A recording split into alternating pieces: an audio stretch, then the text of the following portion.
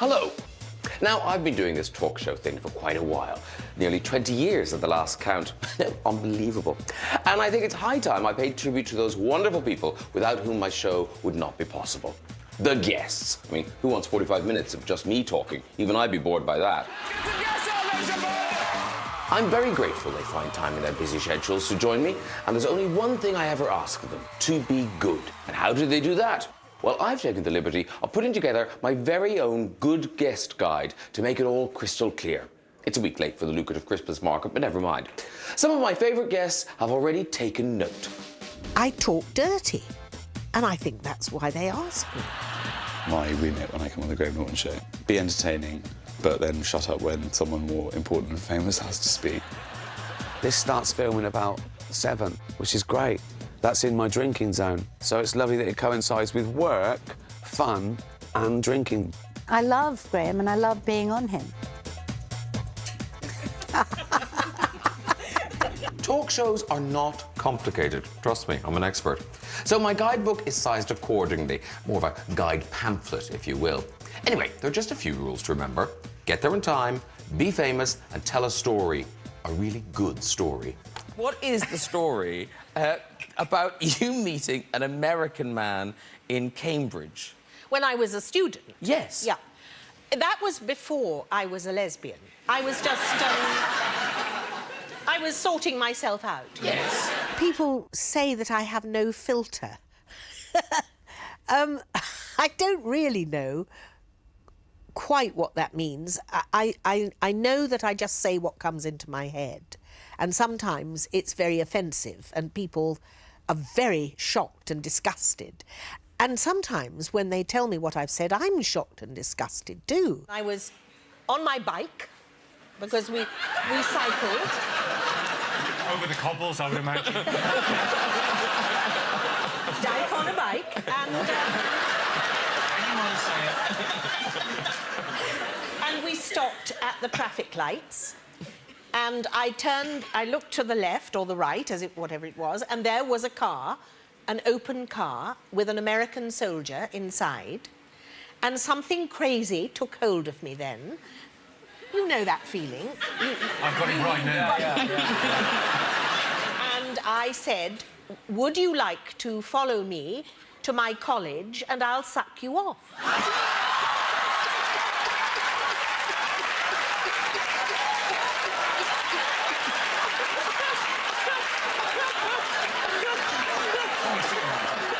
Dear Stanley, I think he was a bit shocked. But you know, Americans are a bit mealy-mouthed. And I use that word deliberately.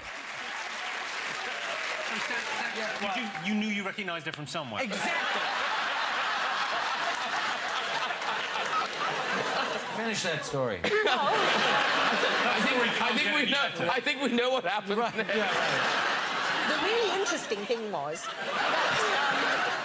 he afterwards, and I should explain, I thought I was being a good girl because a bad girl would have had intercourse. With a random stranger from the street. Sure, for sure. Well, I still think it was the right thing to do.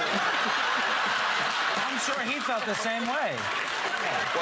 Anyway, after it was all over, he said, could I come back next week? Because I've got some friends here. I'd like to be on one of your shows that will actually air.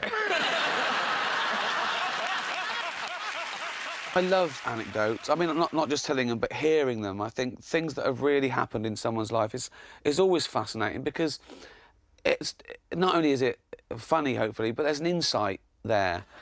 And I think if you can sort of bring that to the table and reduce it to you know, a story, I think that's better than jokes in a way. I do tell stories, but I don't like being...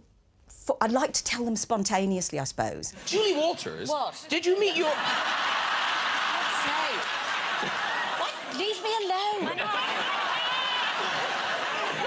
What do you want to know? Well, didn't you meet you met your husband in a club, didn't you? Mind your own business.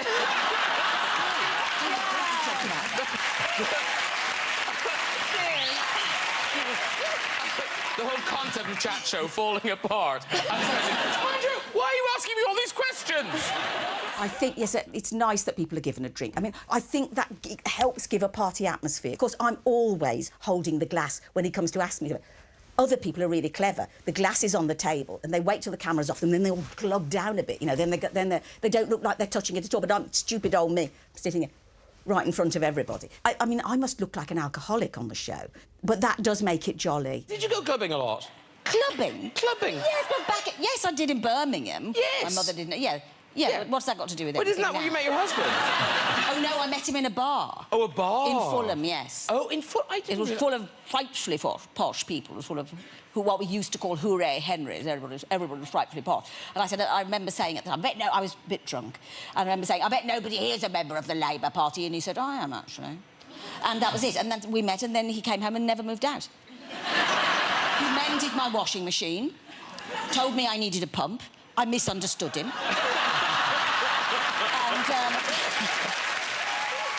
I'm happy to give you all of this advice, but maybe we should hear from the most experienced Graham Norton Show guest expert. That would be the man who has the record number of appearances on this show, Mr. Ricky 10 Times Gervais. Do you know, I think I get invited back because I like to interact. Chat show hosts like comedians on because they can relax a little bit. They know that a comedian's gonna show off. I remembered something you said once when we were promoting this film. We decided not to dick about so people took us serious as directors.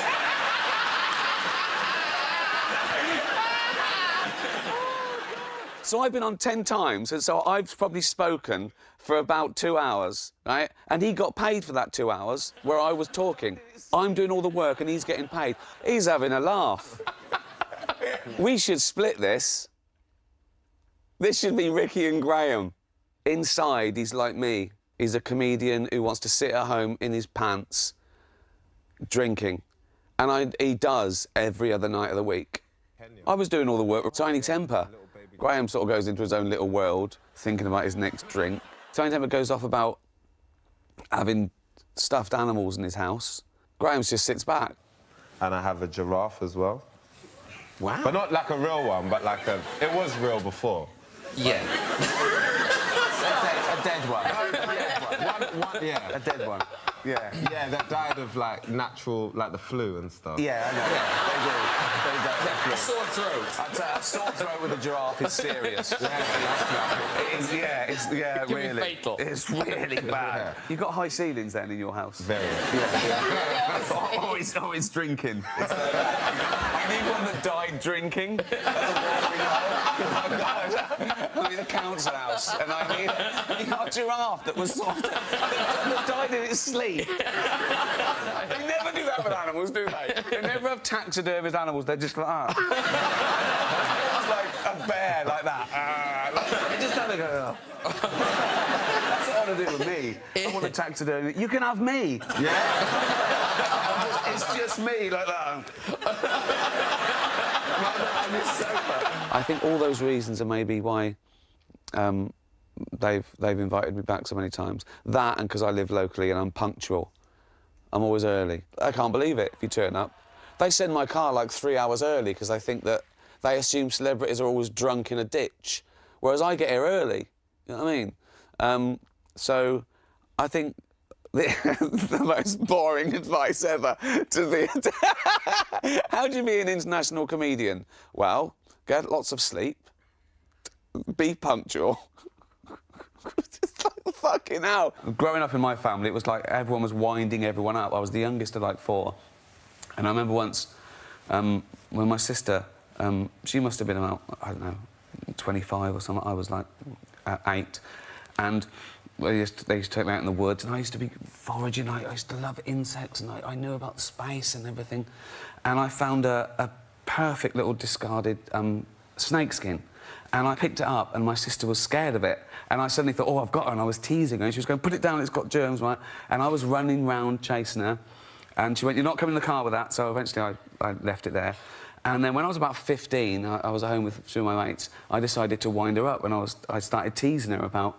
she was scared of snakes. I chased her with a snakeskin.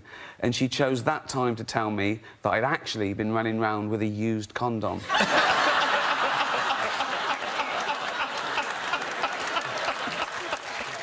On the show, we like to welcome all the guests onto the sofa at the same time.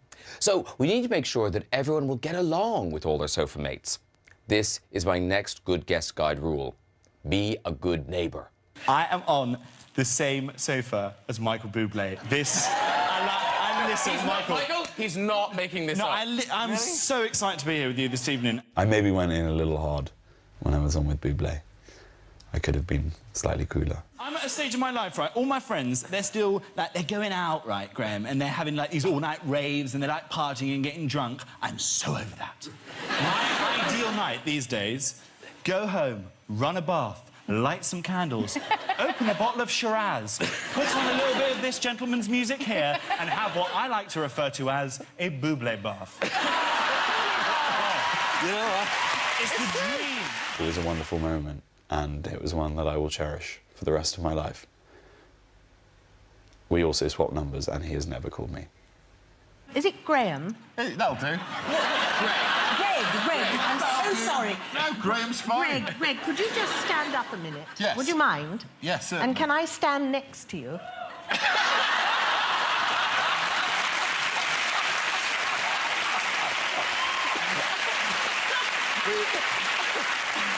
We were all standing in order of height backstage. You should have a look at this if Will comes to stand there. I think this is a great visual.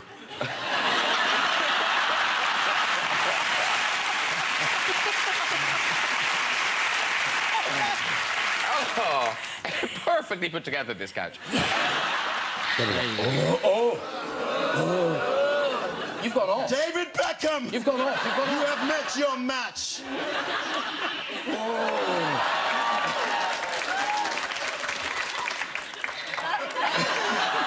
I just wanted to meet you, mate.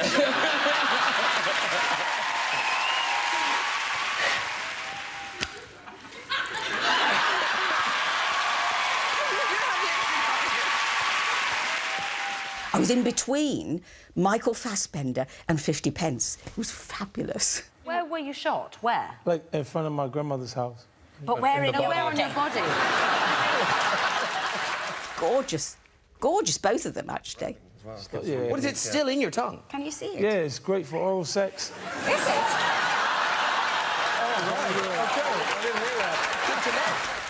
Yes, went into his mouth, if you remember. It only happens on this programme, honestly. Oh, yeah, I can feel it.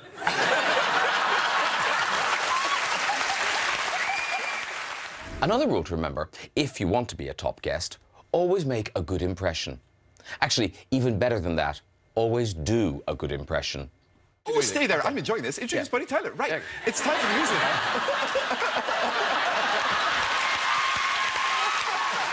So, welcome back.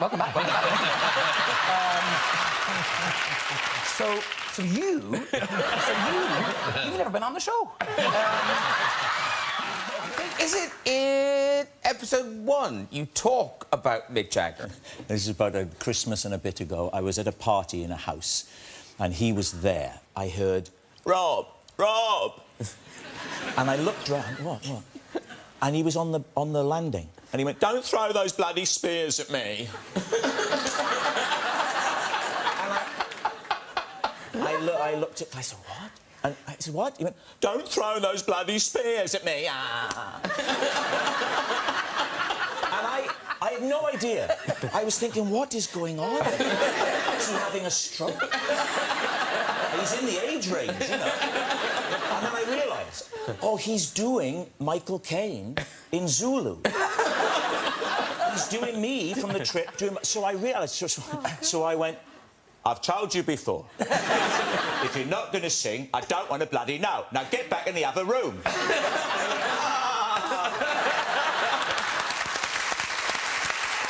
You have now learned how to do the voices from Towie.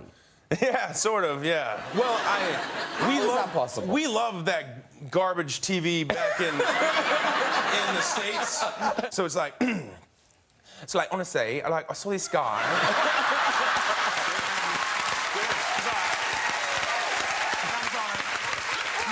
Honestly, did Michael cheat on me when he was in Ibiza? And I was like, because he was telling me, he's like, I miss you or whatever. And I'm like, You don't miss me? What am I, your mother?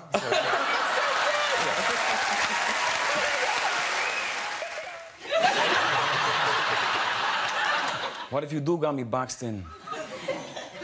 I'm not gonna put you down.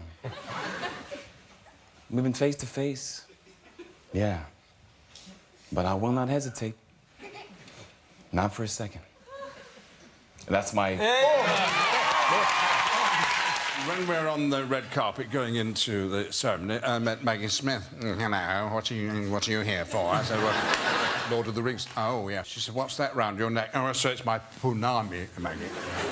Oh, your punami, what's that for? I said, well, if I wear it, it'll bring me luck, and, oh, very nice. And at the end, of course, everyone else wins the Oscar apart from you. And a bit dejected, you're coming out looking forward to a drink and you bump into Maggie Smith and she points out at you and she says, it didn't work, did it? We're on a Graham Norton show, and I have some friends here. Oh, no. Quick, I'll be back. Hasta la vista, baby. There is no bathroom. Who's your daddy now? And what does he do? I'm old, not obsolete.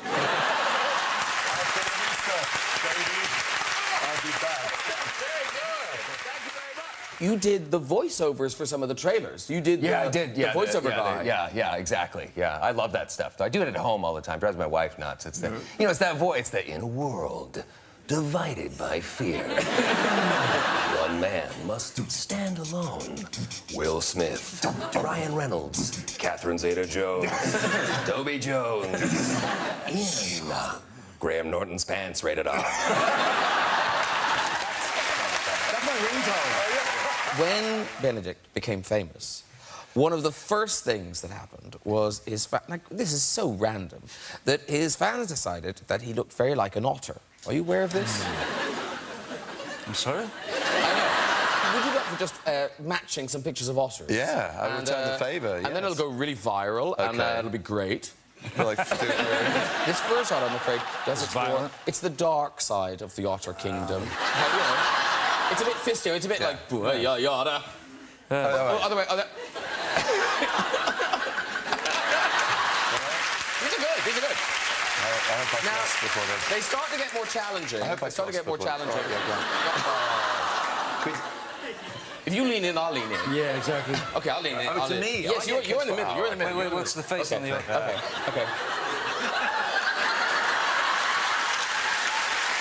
Adorable. Adorable. Now, so we thought, oh, that's right. But then we found this picture. We found this picture of an otter. Look at this. Okay. Now, look at this. Now, we need to... Let's have a close-up of the face of it. You've never seen a happier creature on planet Earth. Look how happy this otter is with his new teddy bear.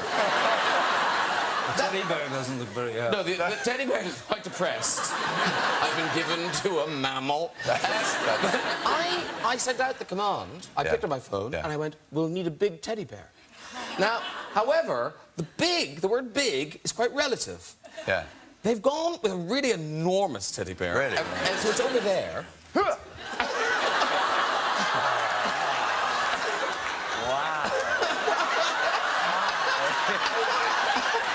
Right, this is just... Don't be funny, it's all right. Ready? It's really... Isn't that amazing? That is genius. One of the many advantages stars have over the rest of us is that they know lots of other stars. And that helps them with my next helpful hint for a dazzling talk show appearance. Always follow this rule. There is no name too big, too awkward, or too heavy to drop on a show. I had stationery made up with his name, and then I would send letters to other actors from Brad Pitt. I sent Meryl Streep a letter from Brad where I got a big thing of CDs that had... it was a dialect coach. And he had, like, every dialect, you know, Gaelic, Yiddish, every dialect you could possibly... And it's a huge thing. And I sent it to her with a note from Brad that said, you know, I hear you're going to be doing the Iron Lady soon. This guy helped me with my dialect in Troy or something. You know, here, I thought maybe this would help. And I sent it to Meryl, and, you know, she's very confused. understand it. And I sent letters. I've sent letters to lots and lots of people from Brad. Jack and I met on a magical night out when I humiliated myself more than I've ever had before. It was probably the best moment of my life. Maybe the worst of Jen's. Mine. For the first time ever, like in my career, I never assume anyone knows who I am. Yeah. And I saw Harrison Ford and like J.J. Abrams, and I was like, yeah, this is fine. We're all co-workers. Like I can just go. So I was like, be right back, guys. I'm gonna go say hi to the Star Wars dudes. And I approached their table and was like. And the whole table was just like. And so I realized while I was dancing, I was like, they have no idea who I am. They have no idea who I am. And so I just turned around and walked back. Dying. Because I've done this show with Harrison Ford, so he's like the only A-list Hollywood star that I know. I mean, he's the only one that I have. So she had just been blanked, and I was like, hey, it's all right, I'll go say hi to Harrison. Everyone in the group was like, Jack, don't do this. You will be humiliated. I was like, nah, me and Harrison are tight.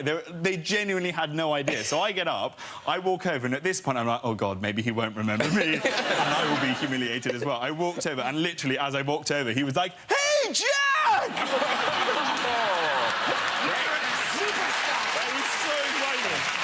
I throw all these parties at my crib. So I'm throwing a party for Puff, and Jay-Z's there, and Pharrell's a big party. And this kid walks in with a backpack on, and his jaw is busted. And I said, who's that? And they said, that's Kanye West. I said, what do you do? They said, he raps and produces for Jay-Z. And then he said to me, he said, I have a song that I think that you would be great on if we could go to the studio and do that song. I said, man, what? I'm trying to get in the music business. Let's go, because I wasn't in the music business. And I happened to have a studio at my crib. So we go in the back. We heard that, yeah. But the reason I did that because I would throw parties for musical people so I could try to get on a record. So that's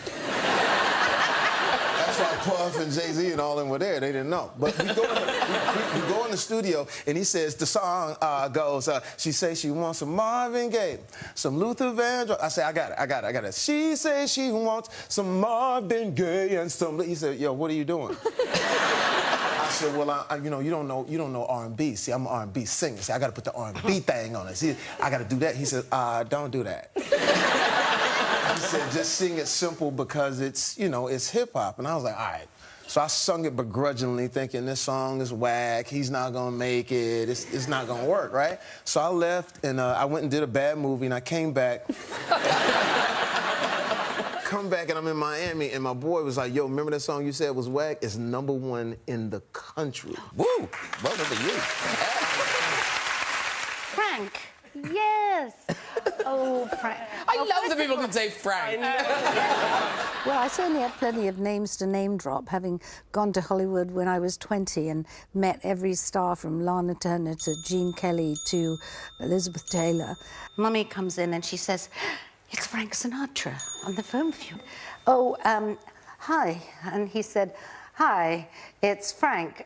He said, how would you like to have dinner with me? And I said, oh, well, that would be very nice, yes. He said tomorrow. I said, yeah. He said, I'll send my plane for you. I said, your plane? Where are you? He said, Hamburg. I said, Hamburg? I said, well, I can't possibly go to Hamburg. I mean, I've got an early call tomorrow. He said, I'll change your call, honey. Wow. I said, well, you can't do that. I mean, I'm a serious actress. You can't change my call just because you want to have that. And he hung up. And that was it. He never asked me again, but I hear he asked Linda Evans, and she went.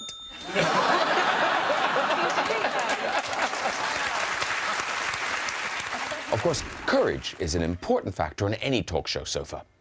Out there, you have to be ready to face anything. After all, the show must go on. Oh my God, that's the biggest fly I've ever seen. Sorry. Got it. That is an enormous fly. That was like a bird. You know how you kill a fly? I know. If it landed here, what you do is you go, oh, get it over here. Because you put it there and you go, because the fly feels the pressure of the air coming from either side. So you trick it. and you go, and you get it every time. Clever murder. Yeah. Fly killer. That's the best. So in character. Sorry. That fly has no idea what the danger it's in right now. Oh, I so hope he comes back. Now listen. Oh! Oh my God! Did you just drink the fly? Is it alive in your mouth? Put it in his mouth. Oh my sweet God! Is it alive? Is it alive in your hands? Okay. It is in his own way. Okay, put it there. I took. Here we go. I'm taking this thing down. I gotta tell you, it's drunk now. It's drunk. I've chewed it. I took a drink, and I was like, I didn't realize I had any ice in there.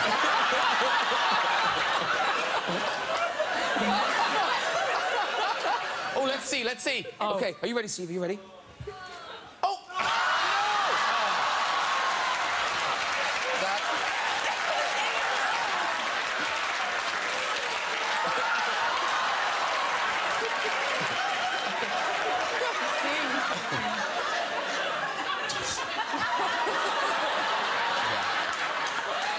Oh, it's like CSI Fly. You just draw a little chalk outline around it. But you didn't swallow any of it. It's all still there. That's why I'm a good girl.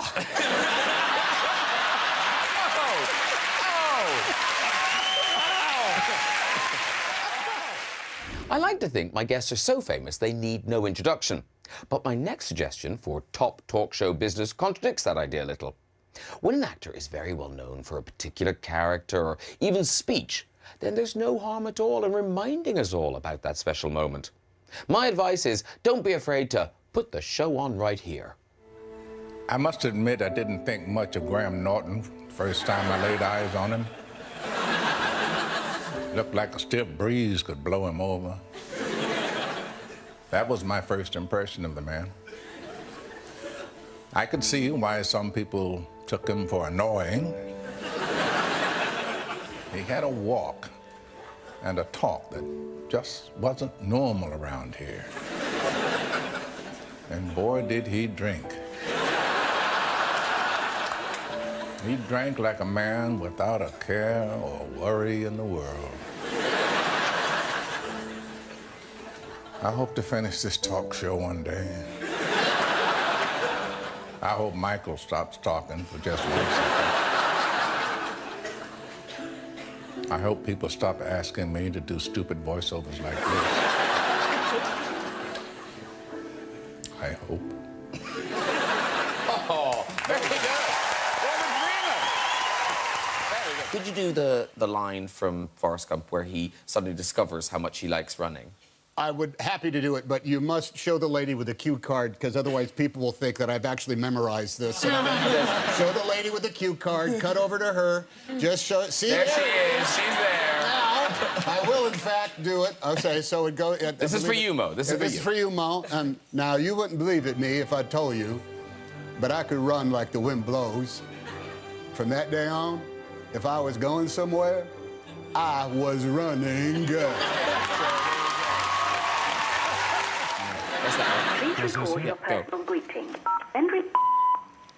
I start? Yeah. I don't know who you are. But if you don't let my daughter go now, I will find you. I will kill you. Please leave a message. So there I was, standing there in the church, and for the first time in my life, I realized I totally and utterly loved one person. And it wasn't...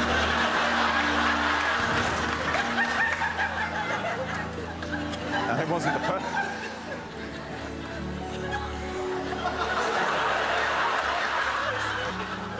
And it wasn't the person standing next to me in the veil.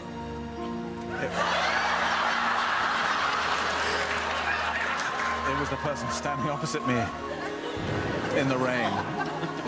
Is it still raining? I hadn't have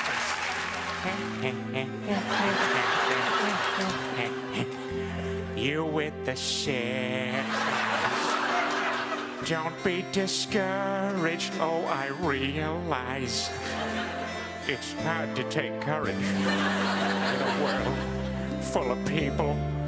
You can lose sight of it all, and the darkness inside you can make you feel so small. But I see your true colors shining through. I see your true colors, buddy. That's why I love you. So don't be a dick. Let them show your true colors. Your true colors are beautiful, like a rainbow. Here comes the next section of good guest strategy.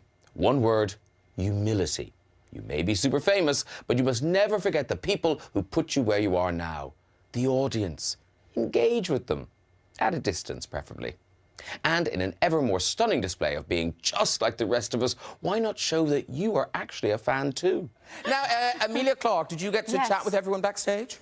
Yeah, kind of. Did you get to talk to him? Yeah, kind of, maybe. Not really. Amelia Clark loves Matt LeBlanc.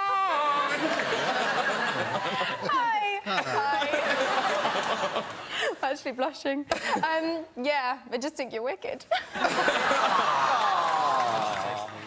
Now, June Brown. Oh, I'm exhausted already. Now, here's the thing.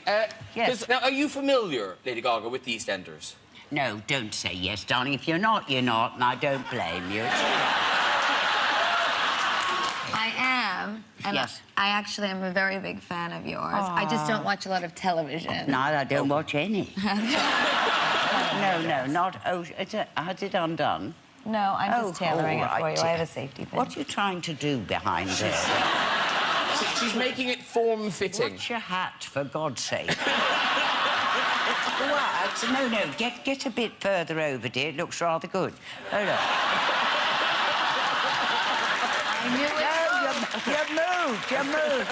Oh, wrong way. Wrong. Sorry, Graham, is this happening or have I been taking drugs? No, we have. I do have one slight request from you, though. What's that? So would you be able to ask me how I'm doing?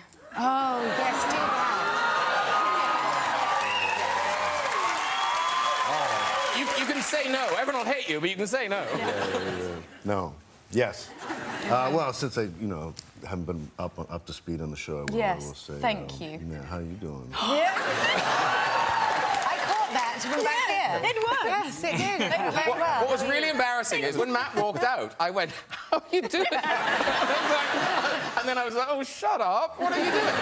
Chris, your fans have a name. They're called... The Pine Nuts, yes. The Pine Nuts. I know them well. Oh, a few Pine Nuts. Yes. And Benedict, what are your fans called? The Cumberbitches. Oh, God. Quite a few fans in tonight, I know. And some of them, seriously, have travelled from afar. So let's see who is the most devoted fan, who's travelled the furthest. So if you've travelled to see the guys tonight, put your hands up. Put your hands up. Oh, quite a few, quite a few. Oh, look, there's a lady with 2 hands up there. Hang on 1 second.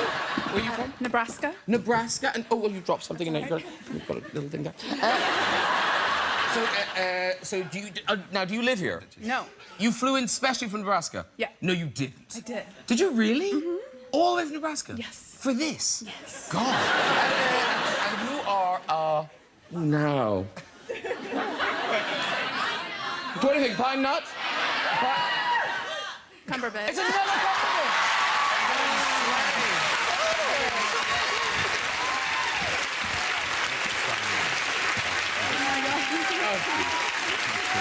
Okay.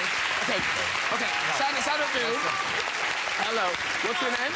Yasuko Hirohata. Sorry? Yasuko Hirohata. Hello. Hi. Where are you from? Japan. No, did you fly in from Japan? Flying. Specially? Special. Yes. Oh, no. We're here for Cumberbitch or Pine Nut? Pine. It's a pine nut! We have a pine nut! You have to now. You have to. Yeah. Oh my God. Oh my God.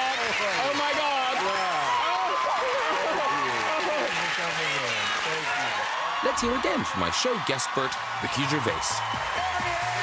I think I'm the only one that comes on looking like I've just come from the building site. I'm so worried that I'm the only one that's made an effort.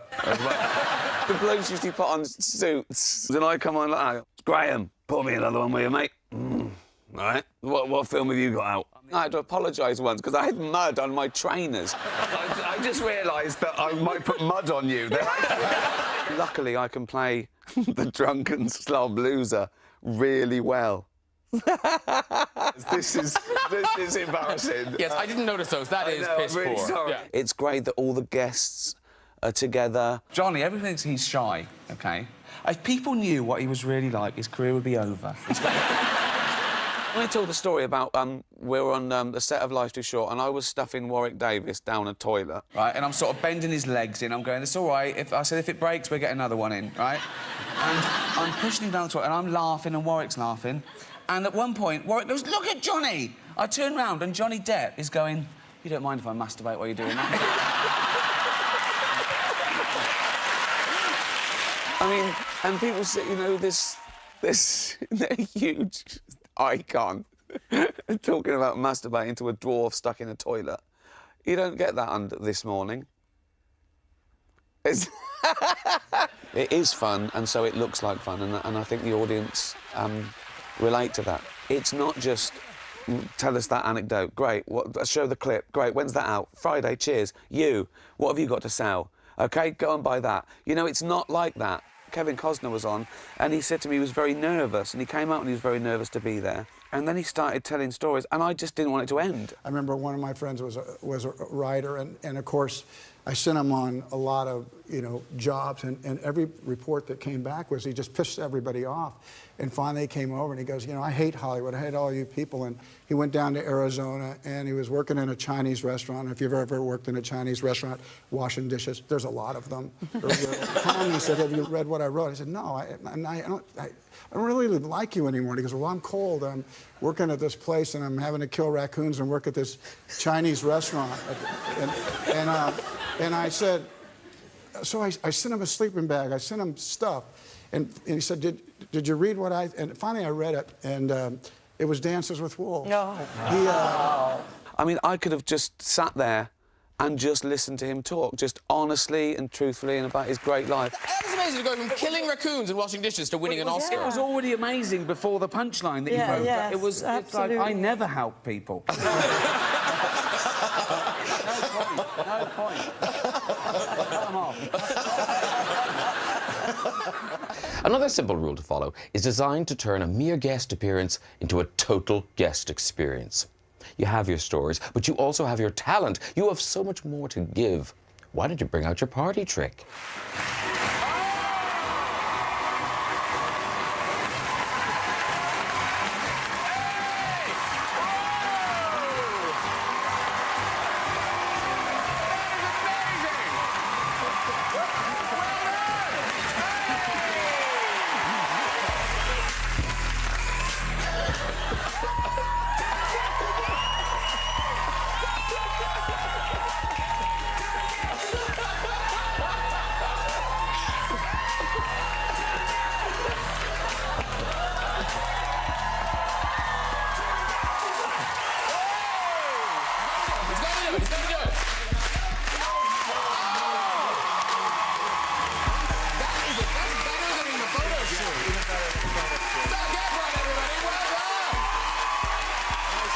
Here we go. Music. Oh, no. Oh, very good. Excellent work. Excellent work. nose goes at the Keep same going, because time. we don't know who it's going to next. Oh, it's you. Oh, yeah. Oh, my God. Take that, Cara Delevingne. There you go. A little less. There you go.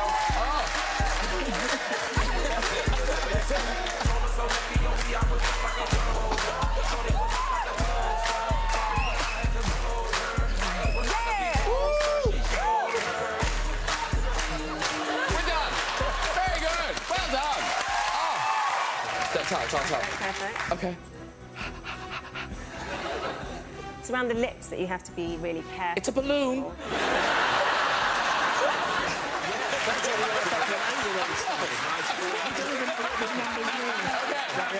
It's 594. Oh, no.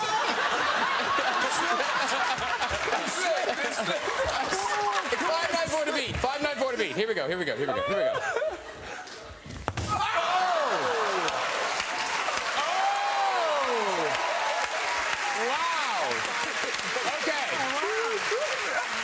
Anthony Joshua. Are you on? Oh, no, are you on?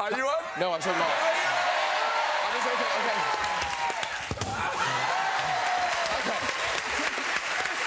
Go. Oh, no, I've got to do this. Here we go. Oh, look, I'm still going. Okay, there you go. Okay.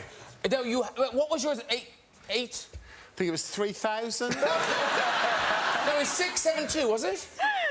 What? 672. 632. So if you don't beat that, you've lost the title. Beat me. I mean, look at this. Okay, here we go. This Same is technique as you. The world champion.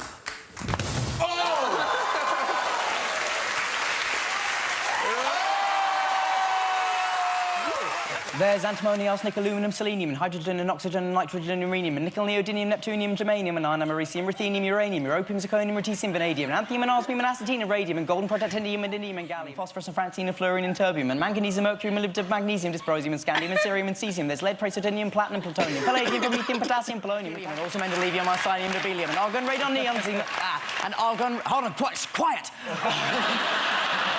Argon, radon, neon, krypton, xenon, zinc, and rhodium, and chlorine, carbon, cobalt, copper, tungsten, tin, and sodium. Now, This is my moment to be on television doing magic. Ben, are you ready? I'm ready, Lisa. This is a colouring book. There is nothing weird, odd, or bizarre about it, other than it says the word magic on the front of it. There is actually nothing in the colouring book I'm showing you. Do you see? There is nothing in it. But, Brian. Yes. Will you blow on the colouring book? I beg your pardon.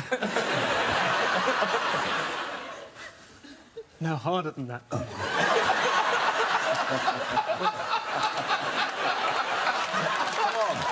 Blow hard. I'm a blow hard, okay. Let's see what that's done, shall we? Oh, wow! Pictures, don't you know? Wow. That is some crazy magic! There's more. Don't stop me right there. There's more! Okay, so the next stage is... So we have pictures. Ben, we have pictures. We have pictures, I can see the pictures. Will you blow on it? Give me your full smorg. I will blow hard. Okay, go. Okay, good. That's amazing. Was it hard enough? I should do panto. Oh, yes. Was it hard enough? We've talked about this, Mum. Let's see. No, it wasn't hard enough. But I'm a wizard. And That was good! I've been sitting there awkwardly for the whole show. Don't spoil it! Sorry. And maybe for full-on Marvel, like, wizarding, crossover, the potential for Doctor Strange to come into the wizarding world. Will you give us a spell, Ben? As a Kazan. Yeah, good! Very good. Very good. Actually better than mine. Drum roll. Can you... Yeah, there you go!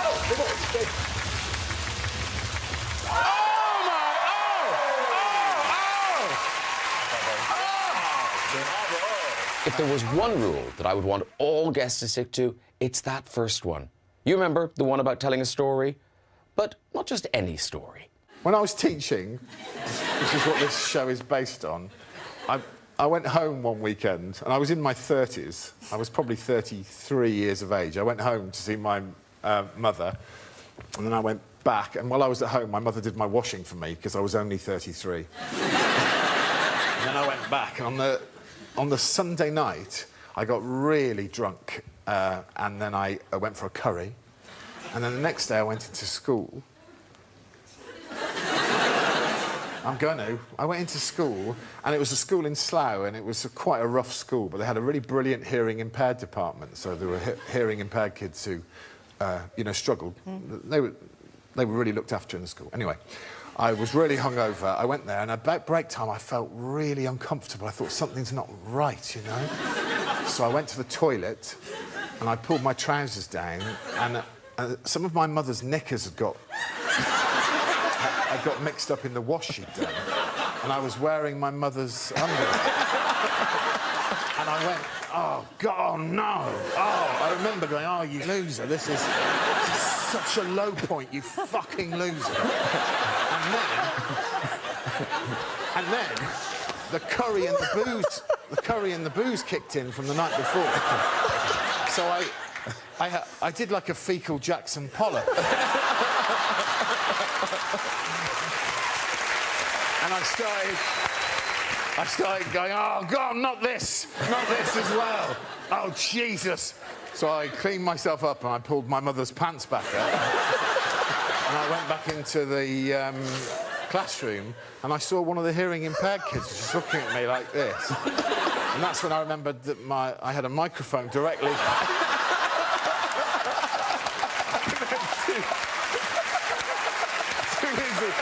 Here we go.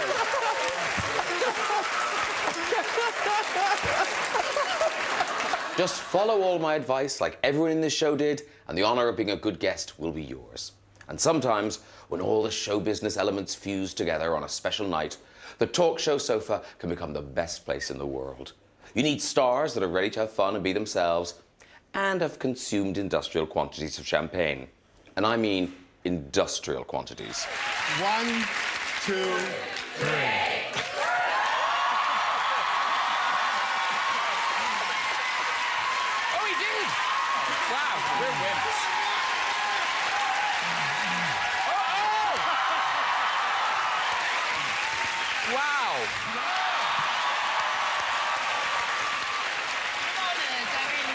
So, that's my guide to being a good guest. Follow that advice and you'll be on my big red sofa. Oh, but please get very famous first. See you next Friday for The Real Thing. You bet. 10:35 BBC One.